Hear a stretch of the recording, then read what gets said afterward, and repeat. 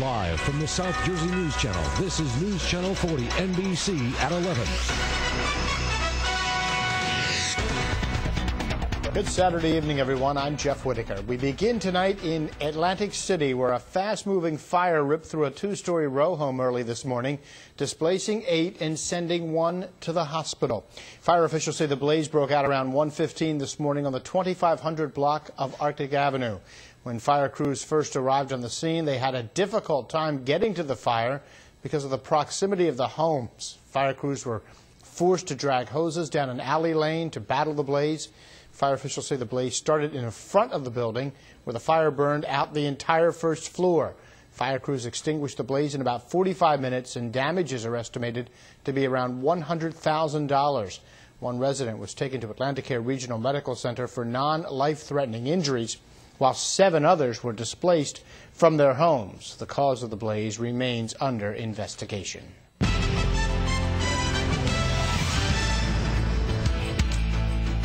There is breaking news out of Atlantic City this hour, where unconfirmed reports say a woman has been stabbed just a short time ago. Sources say the incident happened on the 300 block of North Harrisburg Avenue. Unconfirmed reports say the woman was stabbed in the head, but the extent of her injuries is not known at this time. Police are not yet releasing details, but we will be sure to keep you updated as more information becomes available. And of course, you can always check out our website at NBC40.net for updates. Now, following up on a story we first reported to you yesterday, a 15-year-old Egg Harbor Township girl reported missing last weekend has returned home. Egg Harbor Township police say Allison Heckler packed a bag and left her house last Sunday, and authorities believe she was in the company of a man that she met on Facebook. Well, Heckler has returned safely to her home today. No other details were released about her disappearance or where she was for the week.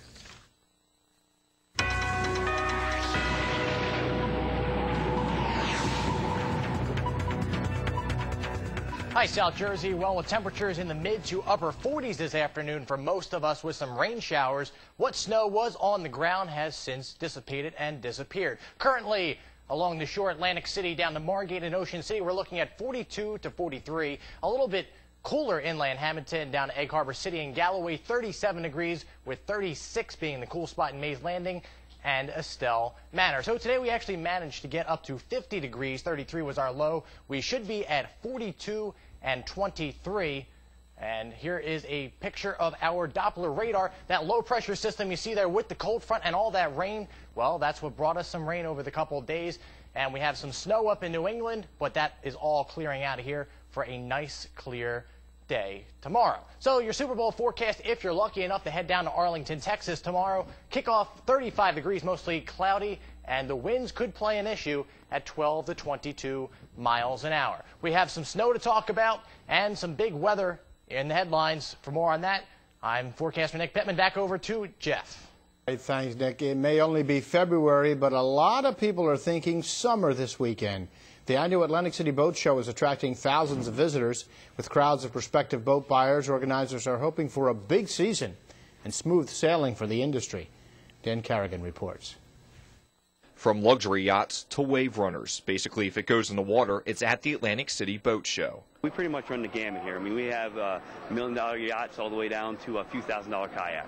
Thousands of visitors packed the Atlantic City Convention Center for the 32nd annual show, and many cannot believe this year's large turnout. After all, Mother Nature had the show shut down this time last year. I think a lot of people had that pent-up energy from last year because we did receive the snow, so we had to shut down Saturday. So they're all coming this year. I was surprised how crowded it was, to be honest with you. It hasn't been this crowded in years past, so maybe that's a good sign for the economy. Today's Saturday is extremely busy. We're all excited to be here selling boats. Greg Keel from Marine Max in Summers Point welcomes the crowd. As groups of potential buyers board vessels, organizers and dealers alike tell us many brought their pocketbooks with them. We definitely seen an upswing. There's more product being sold at the show. These aren't just people coming down to look at boats. These are actually selling shows. I think we decided a long time ago we're not going to participate in the bad economy here in the boat business, so we've really got a lot of customers who've come around and decided that they need a newer boat, better boat, different boat, bigger boat, and we're happy to have them. Many here hope the boat show marks the start for smoother sailing in what was a struggling boating biz. It's really an exciting time when the economy comes back that everybody can get back to having some fun with their families. In Atlantic City, I'm Dan Kerrigan for News Channel 40, NBC. The Atlantic City Boat Show wraps up tomorrow evening. If the nightlife and entertainment weren't enough, there's now one more reason for vacationers to travel to Atlantic City. It's cheap. For the third year in a row, Atlantic City International Airport has averaged the lowest domestic airfare rates in the country. The U.S. Department of Transportation data shows the airport's average flight costs around $150. That's almost $200 less than the national average and over $100 less than Las Vegas.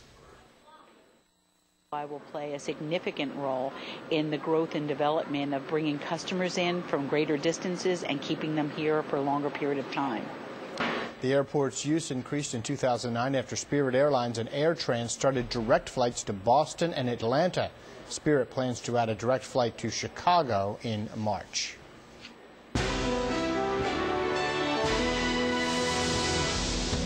Well, we now turn to the latest on the crisis in Egypt and reaction here at home. As anti-government protests continue in that country, so do protests here in the United States. In Washington, D.C., more than 100 people protested today outside the Egyptian embassy, where they called on Egyptian President Hosni Mubarak to step down. After rallying outside the embassy, protesters marched to the White House, where they continued their demonstration. Some protesters said they plan to stay overnight near the White House to stand in solidarity with those demonstrating in Egypt. Protests were also held in San Francisco, New York City, outside the United Nations, and in Royal Oak, Michigan. Coming up on News Channel 40 NBC at 11, a new twist spinning off the show Jersey Shore. It may soon be a hit in the LGBT community. We'll explain after the break.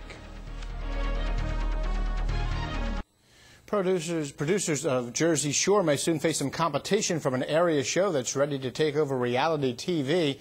People of all ages and personalities auditioned at the Club In or Out in Hamilton this evening to prove they have what it takes to land a spot on a new pilot for a Jersey Shore-style show. The show will feature 10 cast members from the lesbian, gay, bisexual, and transgender community who live in the Atlantic City area for the summer. Owners of the club say this is another opportunity to put Atlantic City on the map. They've come from all over, way more than the tri-state area. I mean, they're coming from the East Coast. They're flying in, they're coming in from everywhere. The pilot of the show will be filmed in the spring, and if it goes well and gets picked up, the cast will live in a beach house in Atlantic City area for the summer. Forecaster Nick Pittman will be joining us with your full weather forecast in just a bit, but first, here's Lisa Johnson now with this week's Casino Connection. The Casino Connection with Lisa Johnson, brought to you by the Borgata Hotel Casino and Spa. Casino Connection congratulates Governor Chris Christie for signing bills that will create a state-controlled tourism district in Atlantic City and reform the regulatory system that will save the casinos millions of dollars. The tourism district will allow the casino industry to better control the tourist attractions at AC. It will result in a cleaner boardwalk, more attractive surroundings, and a marketing plan that will make the city and its tourist attractions more accessible to the millions of people that surround us. The regulatory reform bill will create the savings without sacrificing any integrity. New Jersey's regulatory system is a model that many states have copied, but they've done it without the massive cost. While the state will still be the most expensive regulatory environment in the U.S., it will now be much more reasonable for business to locate here. So Governor Chris Christie has accomplished something in less than 6 months that no other administration has done over the past 30 years. He's gotten the state out of the way of private casino development in Atlantic City. For that, he deserves our thanks and praise. For more information on these developments, as well as an interactive forum to give your views, visit our website at www.casinoconnection.com. For Casino Connection, I'm Lisa Johnson.